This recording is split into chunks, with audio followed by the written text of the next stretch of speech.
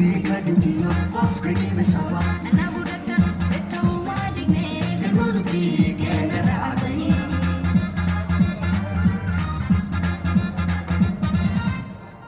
qofkii ka dhintiyo qofka dhimasaba anagu dhagtan